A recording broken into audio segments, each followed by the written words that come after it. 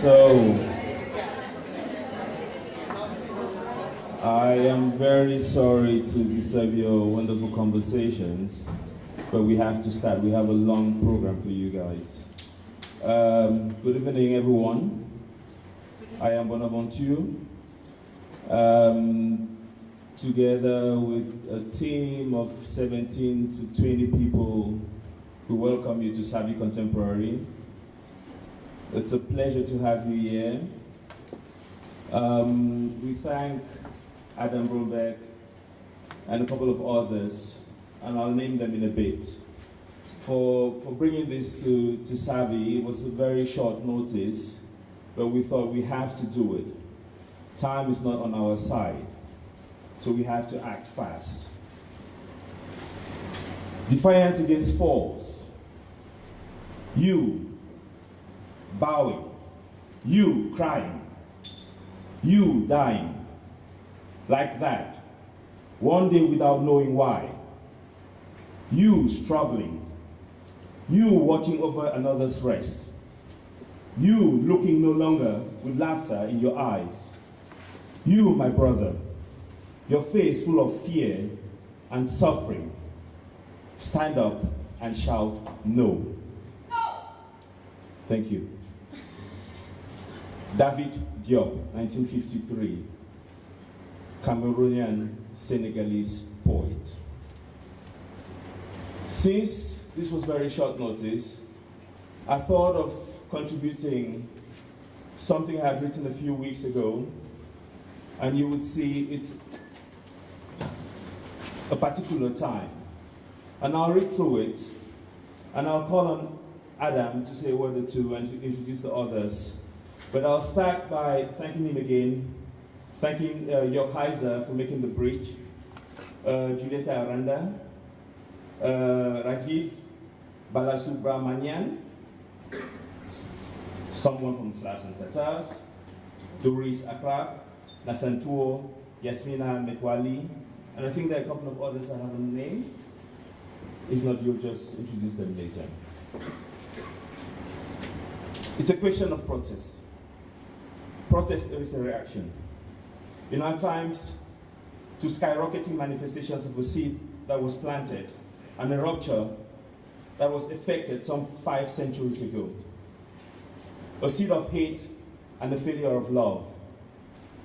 Yes, indeed, this is a story of the era of the human coming of age.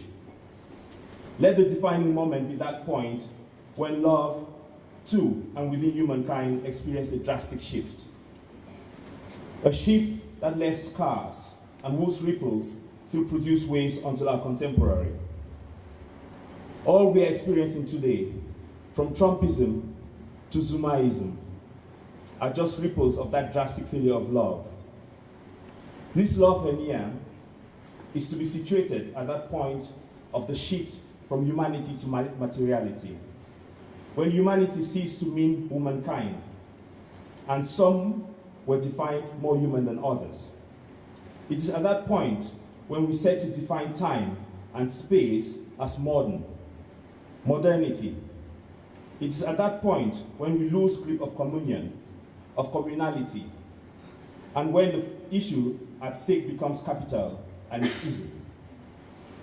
The failure of love is the failure of communion. The failure of we. Profit becomes the order of the day, and the humans, through dehumanization ideologies and tools, become materials. Goods, labor forces, human resources. In that capacity, they can be bondaged, shipped, delocalized, denamed, and on the plantations of the New World, they could produce the wealth from which the North Atlantic, as Michel Roth-Trouillot would call it, would be built. It is from this wealth that great nations and concepts of nation-states were built. It is from these human resources that their infrastructural, social, economic, and military privileges were built. That humanitarian love rupture prevailed, birthed different enterprises and concepts of exploitation, dehumanization, disappropriation, disentitlement, othering. This, in a nutshell, is at least one of the foundations from which one should be talking from. It is from here that resistance can be built. The reconstruction of love is the most profound form of protest. As Baldwin put it, love does not begin and end the way we seem to think it does. Love is a battle. Love is war. Love is growing up. And I add, love is a protest. And protesting is an expression of radical love through art, boycotting, civil disobedience, marching, rioting, vigiling, or otherwise. The flight takes me from Paris to Dakar. It is the last night before Trump becomes president of the USA. I'm listening to Max Roach and Abe Lincoln set the pace and tone for what is to come, for me and many of us, at least for the next 4 years. We insist has been the anthem, a scream for peace, an insistence to remonstrate, a protest since 1960. The elasticity of 1960 is the now of 2017. I listen to triptych, prayer, protest, peace, time and time again.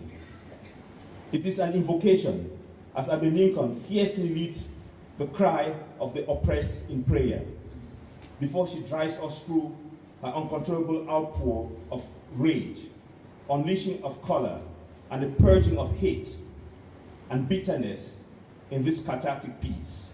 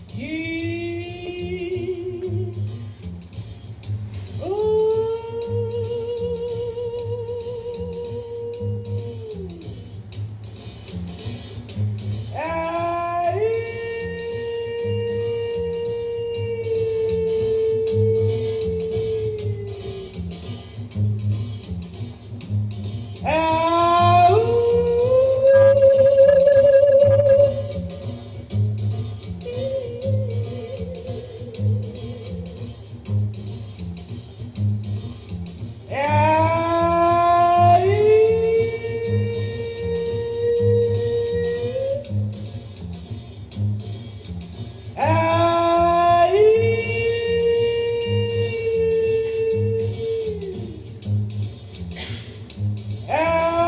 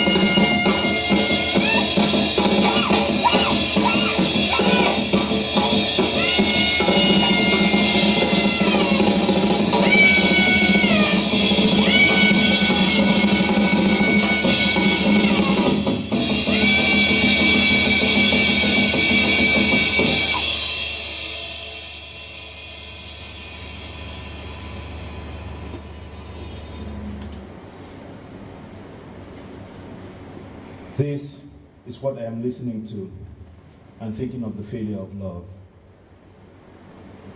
and the failure of the we that led to Trump. The we as a collective of loveless, neoliberal individuals. That won't work. I am thinking we need to rebuild love for oneself, for the individual and for the other, before we're doing the we.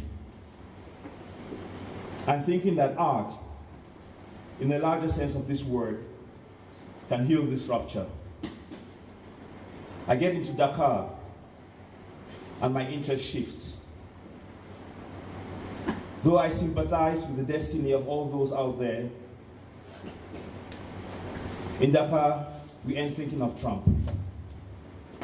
We end marching for, not against America. We're trying to mind our own businesses. And actually, we have a reason to celebrate in Dakar. Where only 2 days before I arrived, Adama Barrow was sworn in as president of the Gambia. On that blessed day, as the world turned towards America, protesters in the Gambia, through daily demonstrations, had forced dictator Yahya Jammeh to step down. and leave the country upon interventions by Alpha Condé and Abdelaziz of Mauritania. African solutions to African problems. And as I write, people in southern Cameroon are doing a ghost town protest against the segregation of Anglophone Cameroonians in the dispute between the state and its citizens formerly colonized by the British. It is in this context that the Cameroonian performance artist and activist and sculptor Andre Blaise Esama, in a one-man protest, set up a sculpture in Douala, commemorating the historical Anglophone Cameroonian politician and former Southern Cameroonian Prime Minister, John Bonaventure. A few hours after his sculpture was erected, it was demolished by the police.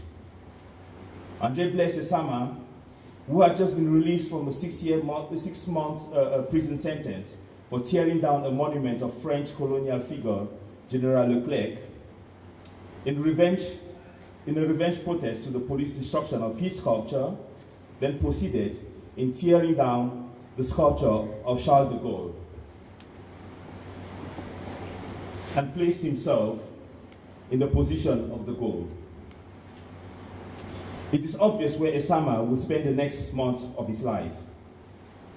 Protest, be it as through art or otherwise, is indeed an expression of radical love. It is the repair or an unconditional love, even at the cost of oneself. Protest for the right goals is the conquest of love.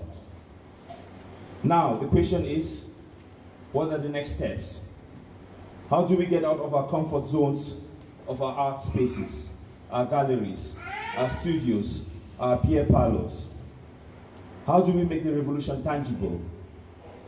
One can be sure that it didn't suffice for Leopold Sédar Senghor to be a brilliant poet. He had to take things in his hands. He had to make a political step. Thank you.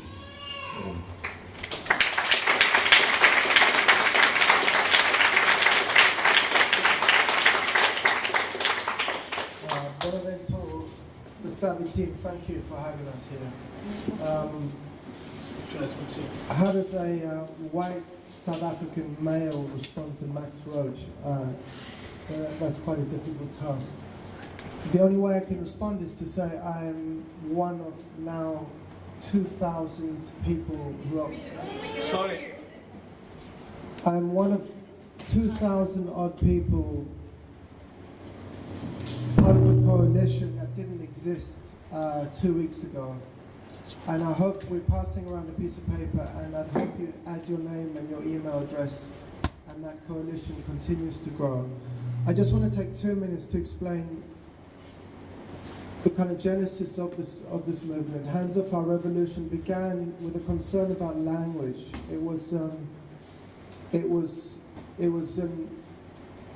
It came from an angry place about how our language, the language of the avant-garde, the language of the left, had been so cheaply and weakly co-opted and pitched as a kind of anti-establishment movement. And I think it's time we steal that language back, but we've got to go beyond language, and we've got to turn those words into actions. And that's what tonight is about. And there are similar workshops going on in Chicago, in New York, and in London all of this week to determine how we turn those words into actions.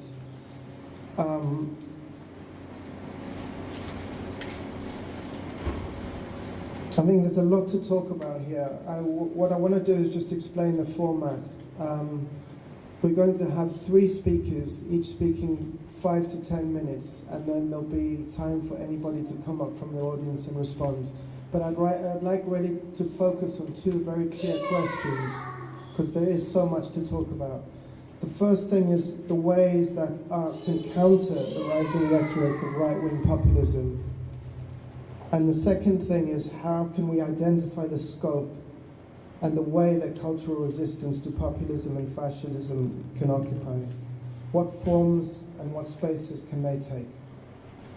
How best can we support cultural practitioners in their political resistance? And I think most importantly, referring back to language, I think for me is, let's not ever lose our complexity and let's not lose our humor. And thank you for being here.